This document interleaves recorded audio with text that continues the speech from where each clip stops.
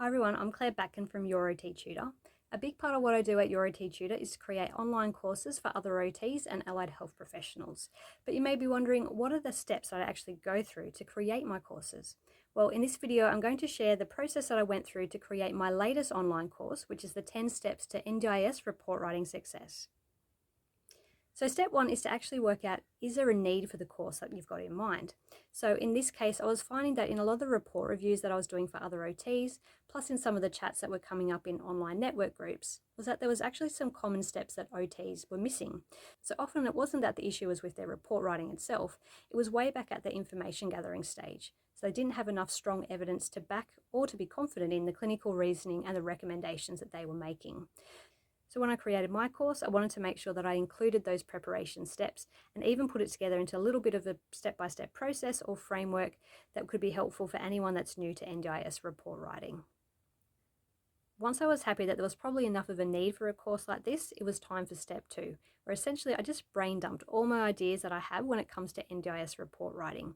So as you can see, this is kind of what my brain dump looked like. Probably can't read the writing. Luckily, I could decipher it enough to be able to move on to the next step. So after that brain dump, sometimes I like to do a little bit of procrastinating. So what I do is actually spend a bit of time fiddling and making it into a bit of a pretty framework. Once I've got this pretty framework, then I move on to step four. Step four is to actually start to create the content that I'm going to put into the course or to my video recordings.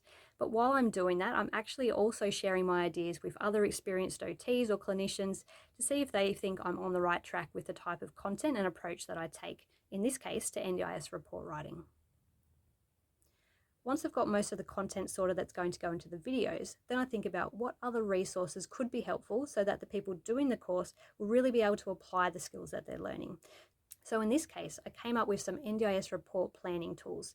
So there's a quick version where it just sort of guides you through the 10 steps, or there's this really detailed version which includes lots of different prompts and sort of reflection questions to help you do a bit of a self-check and plan of what you're going to include in your report.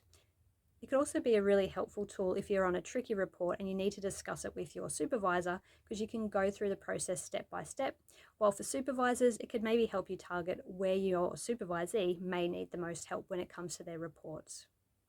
Once I'm happy with what I'm actually going to say in my videos and all the different resources that I'm going to throw in as well, then it's time for step 6, which is where I get out of my PJs, mac out a little bit, and actually record the video content. I like to say that the course recording goes smoothly 100% of the time, but it never does. There's always someone that starts a lawnmower, or a kid yells out, "Mom, I'm hungry," or my husband backs his truck in with all the beeps right at a crucial part of the recording process. So this takes me to step 7, where I do a little bit of video editing to cut out those bits, plus also to add a few transition slides and a bit of a music, so you feel like you get a little bit of a win every time you get to the end of a particular module. Once I'm happy with the final videos and the final resources, then it's time to load it all up into a learning management system. So my course is on offer through Your OT Tutor. It's not just a Zoom link that will expire on you in a few days. It's actually all housed in a learning management system. So you get one set of login details, and any courses that you buy from me will all pop up on the same dashboard. So hopefully it's easy to find and go in and out of whenever you like. Now, sometimes my course creation process stops here, but in this case, I've actually gone on to step 9, where I've bundled this course together with some of my other popular NDIS training courses. So there's one on FCAs if you're an OT, plus one on managing challenging situations in the NDIS. Plus, if you want to go all out for the ultimate bundle, there's also some journal club recordings thrown in there as well. The idea being that hopefully I can make it a one-stop shop for accessing a range of CPD on similar topics. And then finally, step 10, tell everyone about it. There's no point creating an online course if nobody knows it exists. So hopefully if you've made it all the way through to the end of this video, you now know a little bit more about my 10 steps to NDIS Report Writing Success course, and maybe you're a little bit interested in checking out all the other courses I've got available on my Your OT Tutor website. So there you go. Now you know all my course creation secrets. If you'd like to know what else is available, go check out the Your OT Tutor website.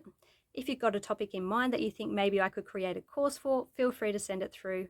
Or if you're looking for something in particular, feel free to ask. If it's not something that I have or that I have planned, chances are I know another OT or allied health professional that may have just the course or resource that you're looking for.